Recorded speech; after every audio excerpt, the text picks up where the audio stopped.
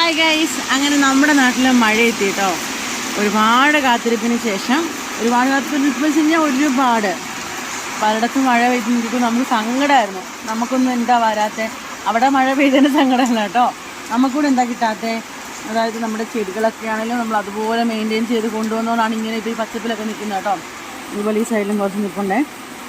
ശരിക്കും ഈ എന്താ പറയുക, കാറ്റുള്ളതുകൊണ്ട് ചൂടിന് ചെറിയൊരു ശമനം മറ്റു ജില്ലയെ സംബന്ധിച്ച് നോക്കുമ്പം. എന്നാൽ പോലും ഇവിടുത്തെ ചൂട് ഇവിടുത്തെ ജനങ്ങൾക്ക് അക്സെപ്റ്റ് ചെയ്യാൻ പറ്റുന്നതിനേക്കാളും കൂടുതലാണ്. ഞാൻ പറഞ്ഞില്ല, എനിക്ക് ഇപ്പം 30 വയസ്സ് അടുക്കാറായി. അപ്പം 30 വയസ്സിനിടയ്ക്ക് ഞാൻ ഇത്ര ചൂട് അനുഭവിച്ചിട്ടില്ല എൻ്റെ ഇടുക്കിയിൽ. അങ്ങനത്തെ ഒരു ബുദ്ധിമുട്ടായിരുന്നു ഇത്തവണ നമുക്കുണ്ടായിരുന്നത്. പക്ഷേ എന്താ പറയുക, അതിന് ഇടയ്ക്കൊരു മഴ കിട്ടുകയാണെങ്കിൽ ഇത്ര പ്രശ്നം വരില്ല. അതുപോലെ ഞങ്ങളുടെ കർഷകരുടെ കാര്യം വളരെ വളരെ പരിതാപകരം കേട്ടോ. പാട്ടമൊക്കെ എടുത്തിട്ട് ലക്ഷങ്ങൾ കൊടുക്കണം, 1 ഏക്കർ പാട്ടമൊക്കെ എടുക്കണമെങ്കിൽ. ആ പാട്ടം